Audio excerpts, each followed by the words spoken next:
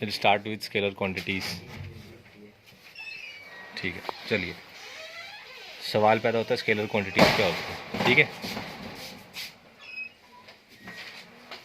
ऐसी क्वांटिटीज जिनका सिर्फ मैग्नीट्यूड होता है वो क्वांटिटी स्केलर क्वांटिटी होती है। जैसे मान लो ये एक इंसान है, इसने एक फोर्स लगाई 5 न्यूटन की।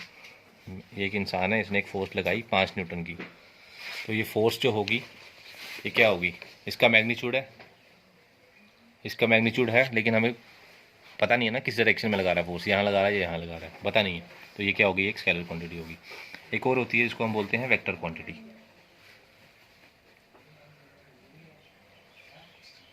वेक्टर क्वांटिटीज वो क्वांटिटीज़ होती हैं जिनका मैग्नीट्यूड भी होता है, magnitude as well as direction. Magnitude भी होता है और डायरेक्शन भी होता है।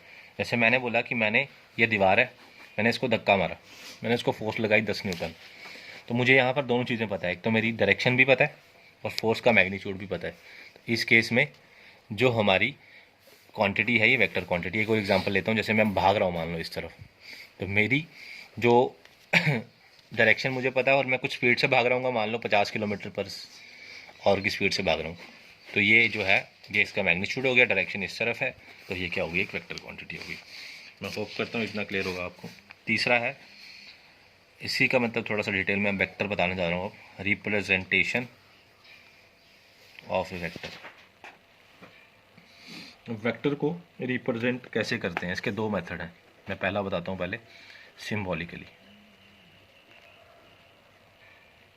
ठीक है, वो क्या है, कोई भी वेक्टर है मान लो, ऐसे हम लिखते हैं जैसे यहाँ से ये वेक्टर यहाँ से यहाँ है, यहाँ से इंसान चलना शुरू किया, यहाँ तक गया, तो उसने कुछ डिस्प्लेसमेंट तय करी, पहली बात, सॉरी डिस्प्लेसमेंट ने कुछ डिस्टेंस तय किया, उस डिस्टेंस का कुछ मैग्नीट्यूड होगा, मान लो 20 किलोमीटर हो गया, ये उसका मैग्नीट्यूड हो गया। और इस तरफ से इस तरफ जा रहा है, ये उसका क्या हो गया, डायरेक्शन हो गई। तो मैग्नीट्यूड भी है, डायरेक्शन भी है, तो ये क्या हो गया, एक वेक्टर हो गया। रिप्रेजेंट कैसे करते हैं, एक एरो डाल देना, ये भी वेक्टर हो गया। ठीक है, जिसमें ए बी जो है वो मैग्नीट्यूड है इसका। मैंने बताया आपको कि ए बी जो है वो 20 किलोमीटर है, तो 20 इसका मैग्नीट्यूड हो गया, और यहाँ से ए टू बी उसकी डायरेक्शन है, तो ये वेक्टर जो है ये डायरेक्शन बता रहा है। तो अब क्योंकि मैग्नीट्यूड भी है, डायरेक्शन भी है, तो ये एक वेक्टर हो गया। सेकंड है इसका, हम इसको ग्राफिकली कैसे रिप्रेजेंट करते हैं। ग्राफ के बारे में आपने सुना होगा, नहीं सुना है तो कुछ ऐसे दिखते हैं। ये आ गया आपका एक्स, ये आ गया वाई। ठीक है, तो ग्राफिकली इसको रिप्रेजेंट करा जाता है ऐसे, ओ ए के नाम से। रिप्रेजेंट ओ ए को ऐसे करते हैं, ऊपर वेक्टर मैंने आपको बता दिया, जब डायरेक्शन भी होगी और मैग्नीट्यूड भी होगा। और जो जितना यहाँ से नीचे से एंगल बनाएगा इसको बोलेंगे थीटा। और थीटा हमेशा याद रखना एक्स एक्सिस के साथ बनता है किसी भी वेक्टर में। ठीक, आई होप इतना आपको क्लियर होगा। जो अगली इसकी टाइप है वो है इक्वल वेक्टर्स। नाम समझ में सबको आ रहा होगा, इक्वल। ठीक है, इक्वल वेक्टर क्या होते हैं बेटा, ये कॉपी दिख रही है मेरे वाली। इक्वल वेक्टर क्या होते हैं, मान लो एक वेक्टर है ए और एक वेक्टर है बी। ठीक है, ये यहाँ से चल रहा है ए, ये है बी, दोनों वेक्टर है। वेक्टर कैसे हैं, कुछ मैग्नीट्यूड है, डायरेक्शन भी है दोनों की, तो वेक्टर हो गए। दो वेक्टर हैं ए और बी, इन दोनों को हम इक्वल कब बोलेंगे, जब उनका मैग्नीट्यूड और डायरेक्शन दोनों का दोनों सेम होगा। जैसे आपको दिख रहा होगा कि डायरेक्शन दोनों की सेम है। मैंने बोला मान लो ये गया 20 किलोमीटर और ये भी गया 20 किलोमीटर। अब दोनों का मैग्नीट्यूड भी सेम है और डायरेक्शन भी सेम है। अब जब दोनों चीज़ें सेम है तो इसका मतलब क्या है, वेक्टर क्या है, इक्वल है। आई होप क्लियर होगा आप। पांचवा जो है वो है नेगेटिव ऑफ ए वेक्टर।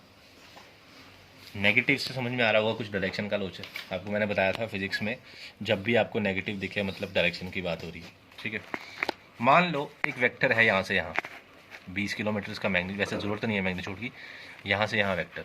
ठीक है, एक और वेक्टर है इसका ही अपोजिट बी वेक्टर। ठीक, तो नेगेटिव ऑफ ए वेक्टर का मतलब क्या होगा, जो मैग्नीट्यूड होगा यहाँ भी 20 होगा, यहाँ भी 20 होगा। ये एक तरह से इक्वल वेक्टर हो गया बोलोगे, लेकिन कंडीशन आधी वायलेट हो रही है, क्या कि डायरेक्शन सेम नहीं है। या मैंने आपको बोला था कि डायरेक्शन और मैग्नीट्यूड दोनों सेम हो ऐसा ज़रूरी है अगर आप उनको इक्वल वेक्टर प्रूव कर रहे हैं। ठीक है, तो यहाँ पर आप देख रहे हो कि मैग्नीट्यूड तो सेम है लेकिन डायरेक्शन इसकी यहाँ से यहाँ है और इसकी यहाँ से यहाँ है, तो इस केस में क्या बनेंगे, नेगेटिव। और आप इस याद कर रखना, इस बी को माइनस ऑफ ए वेक्टर भी बोल सकते हो क्योंकि डायरेक्शन जो है वो अपोजिट है, इरिस्पेक्टिव ऑफ द फैक्ट कि उसकी जो मैग्नीट्यूड है वो सेम, फर्क ही नहीं पड़ता। ठीक है, समझ में आया। तो ये एक एक्सेप्शन है इक्वल वेक्टर्स की कि अगर डायरेक्शन चेंज होती है तो हम उसको इक्वल वेक्टर में नहीं लाएंगे क्योंकि हमारी कंडीशन है कि मैग्नीट्यूड और डायरेक्शन दोनों सेम हो, ऐसा ज़रूरी है फॉर इक्वल वेक्टर्स। ठीक, 6 जो है आपका कोलिनियर वेक्टर्स है। 6 आपका कोलिनियर वेक्टर। कोलिनियर वेक्टर क्या होते हैं, जिन वेक्टर्स का डायरेक्शन सेम होता है वो क्या होते हैं, कोलिनियर वेक्टर। जैसे ये है और ये है। अब आप बोलोगे सर ये तो इक्वल भी हो सकता है, मैं कह रहा हूँ मान लो अब 10 है और 20, अब कोलिनियर अब इक्वल नहीं क्योंकि मैग्नीट्यूड इक्वल नहीं। इतना क्लियर है।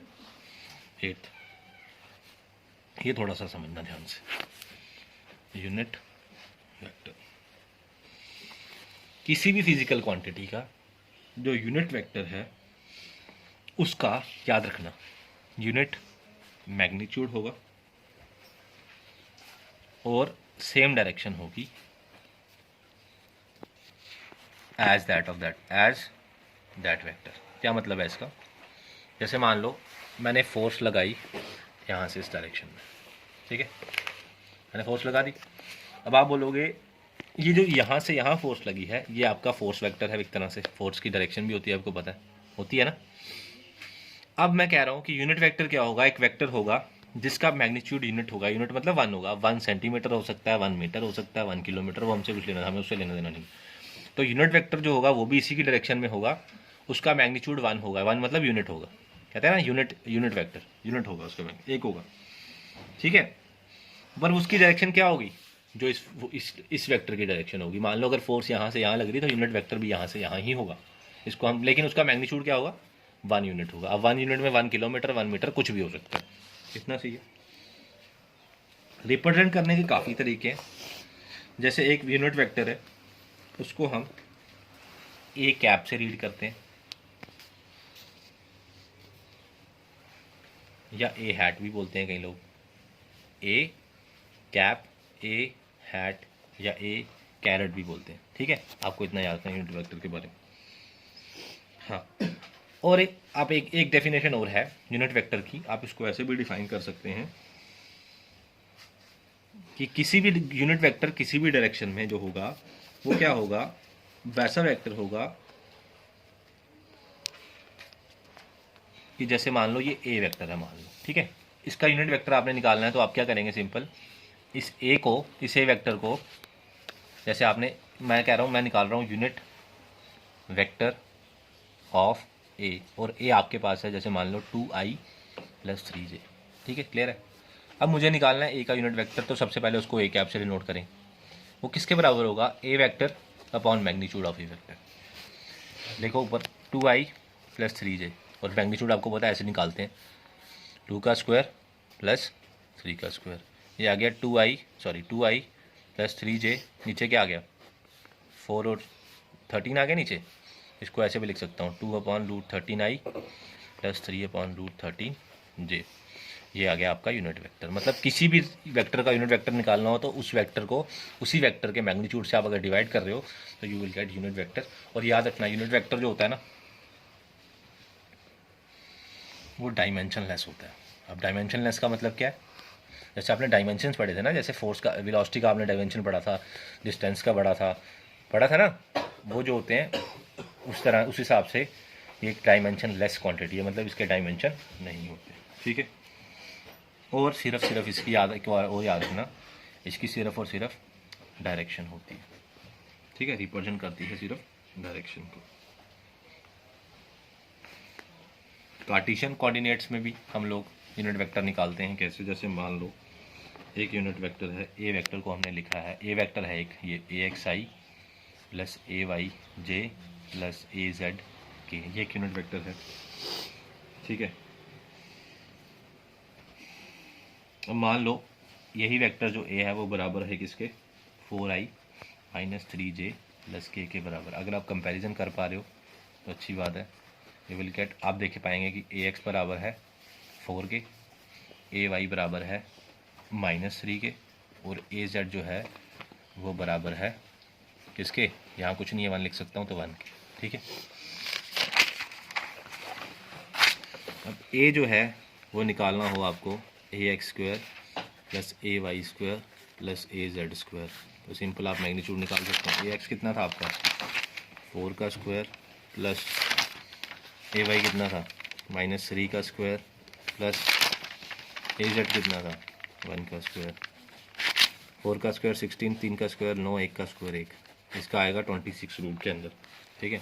अब मैंने आपको बताया यूनिट वेक्टर लिखने के लिए ऊपर वेक्टर और नीचे उसका मैग्नीट्यूड। वेक्टर क्या आपका 4i - 3j प्लस के, और नीचे मैग्नीट्यूड कितना निकाला आपने √26।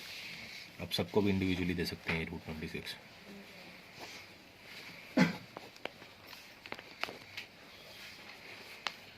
स्टॉप कर वीडियो।